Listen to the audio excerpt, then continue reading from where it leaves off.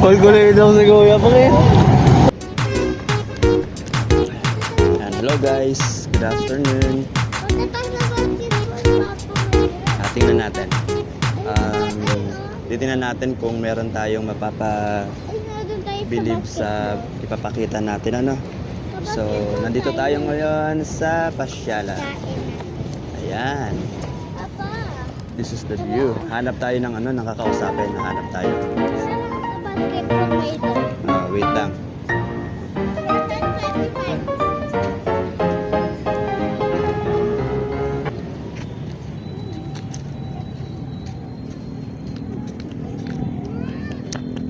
So guys, try natin to, itong mga kabataan na to. Try natin kung mapapabiliban natin ito. Kung sana entertain tayo, ano. Kasama kayong dalawang ano ko, bodyguard. Si Jacob, say hi. Tsaka si Yael, ayun, sa unahan na.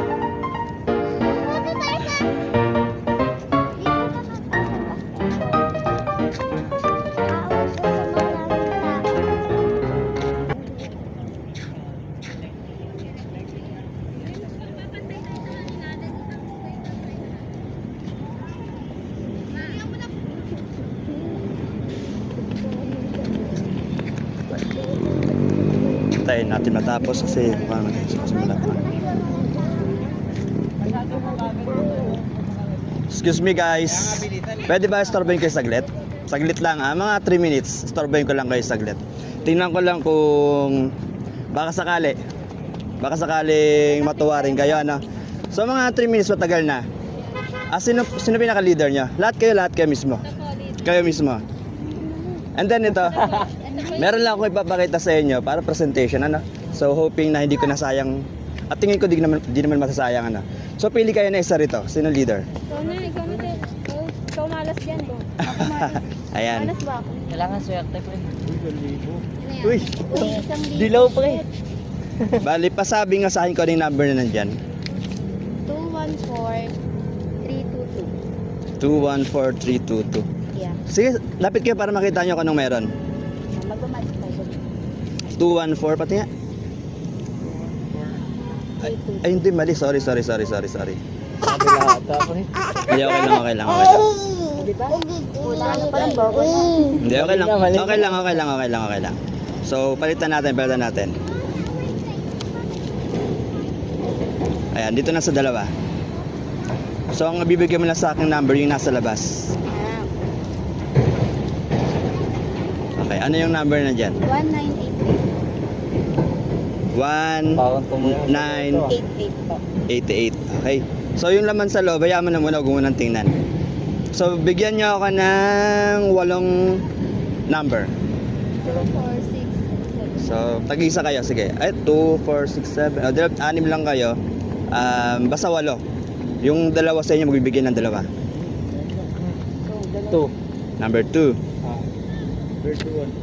31, 2 digits na yan. Okay. 1 digit lang. Kasi okay na yan. Sakto lang. 5 sa akin. 5. Wala problema kahit mag-double number. 6. 6. 17. 17. Isa na lang. Isa na lang. 8. 8. 8. Okay. 8. So, alam nyo, gato ng kabilis yun eh.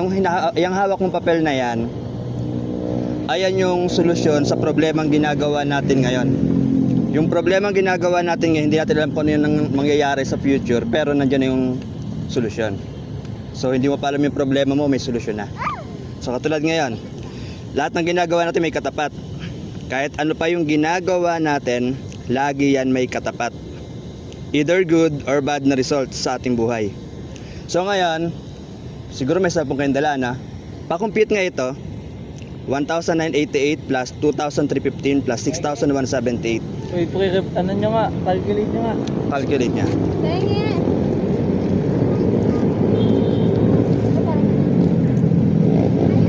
Mga college student kayo? Yes. Okay. So, maybe you are preparing sa presentation din, di naman? Competition? Okay.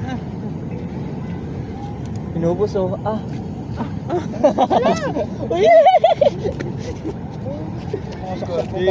So, ang total ay, sige guys, tingnan nyo na. 21,986. So, tingnan nyo yung laman. Ay, mga ba yun? Uwan, no? Uwan, no? Uwan, no? Mga tikok. Wow! Tikok. Wow! Tikok. Wow! Calculator daw si Kuya pa kaya. Uy, alam mo na yan eh. Alam ko talaga, syempre. Tayo na Alam ko na yung mangyayari na hindi ginagawa pa natin yung problema, nandun yung solusyon. Papasaba ko kuya. Papasaba ko kuya. Papasaba ko kuya. Sa micro? Hindi, kasi bago ko ipakita sa inyo, alam ko na kung ano yung mangyayari. So the point is, alam nyo na rin ang mangyayari sa buhay nyo kung gagawin nyo kung ano yung dapat. So nakaka-amaze ba yung nakita niya? Oo. Yes. So tuloy nyo lang yung ginagawa nyo, sure na may magandang patutungan yan.